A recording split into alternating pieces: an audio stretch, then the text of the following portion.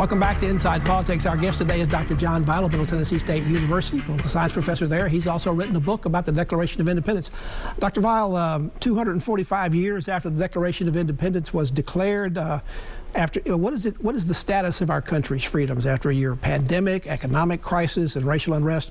Are we still free in terms of the pursuit of life, liberty, and the pursuit of happiness, or are those freedoms under significant pressure? We're still free, and they are still under significant pressure. One of the fascinating things, of course, about studying history is you realize that we've had similar periods in the past. I've just been working on a book on presidential farewell addresses, and one of the things that disturbed Washington at that time was the state of political parties and factions, which he thought, were heading away from the general welfare. But I think the Republic still stands. We've inaugurated a new president amid a lot of chaos, but I think things are certainly better now than they have been. When we see our nation's capital under assault by our own countrymen on January 6th, is that an insurrection, or is it fulfilling the words of the Declaration of Independence when it says, quote, whenever any form of government becomes destructive of these ends, it's the right of the people to alter and abolish it and institute a new government? Are they fulfilling that, or is this something different going on? Well, certainly many who gathered there probably thought that they were fulfilling that. The difference, of course, is they were contesting a fair and free election in which they were represented. They were taxed by a Congress that they themselves helped elect. And so, I think it would be very hard to make a list of indictments about the federal government without recognizing that it is still a representative democracy. We have a Congress that can't agree on how to investigate what happened on January 6th. The bipartisan commission's been blocked. Now a special House committee is being formed, although Republican members are threatening apparently their own members with losing their committee assignments if they participate. Are we so polarized in our country right now, perhaps as much as we were before the Civil War, when some members actually caned each other on the floor of the House? I don't think we've had any canings yet, or not recently. We're certainly at a period of great divide. Again, we can maybe take some comfort in the fact that it's happened before and we're able to survive it.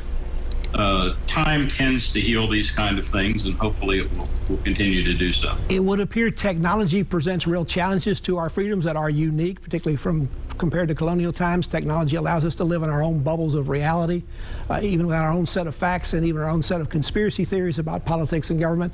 Does the Declaration of Independence give us any guidance about that? Do the Founding Fathers give us any guidance that, even though what's going on today in this country would be unimaginable to them in terms of technology?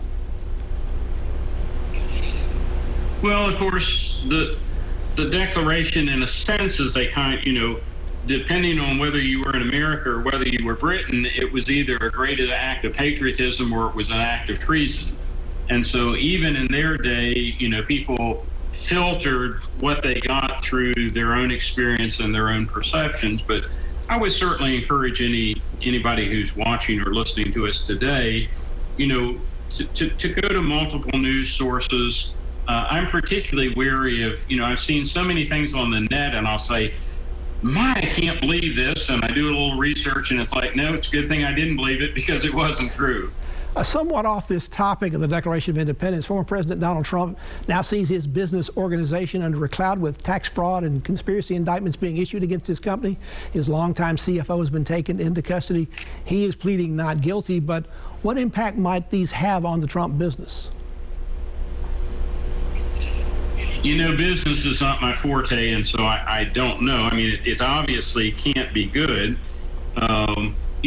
Presidents, impeachment doesn't seem to be a particularly effective way, judging from, Clinton's experience with Clinton and Trump, and even going back to Andrew Johnson. But presidents are subject to indictment after they leave office.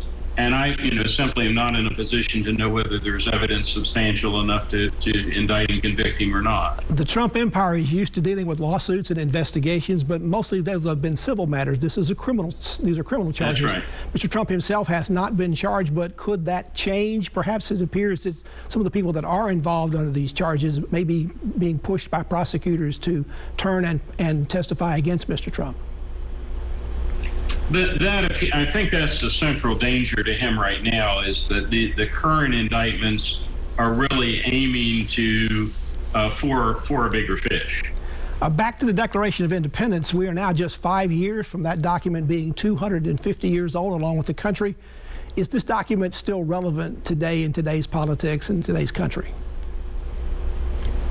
I certainly think so.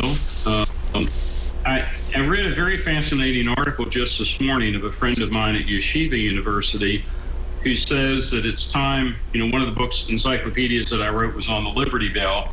And Liberty Bell took 6 trips throughout the country from the 1880s through the early part of the century. And he says it's time to send it back on tour.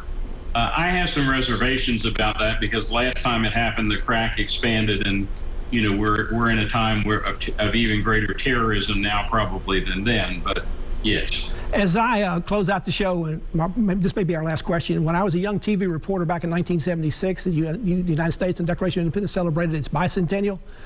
Should we have a special celebration again in 5 years for that, and what should be the focus of that particular celebration?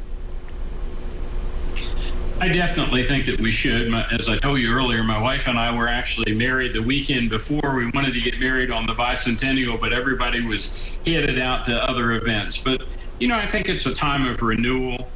If you go back to the children of Israel, not only did they accede to the 10 Commandments, but periodically they would come back and affirm their loyalty to them. And I think that's what we do when Constitution Day and Independence Day. Dr. Weil, thank you so much for being on the program. You always bring so much wit and wisdom and insight to what you talk about. I appreciate it. Thank you. That's Inside Politics for this week. Thank you so much for joining us. Hope to be back here again for a future show.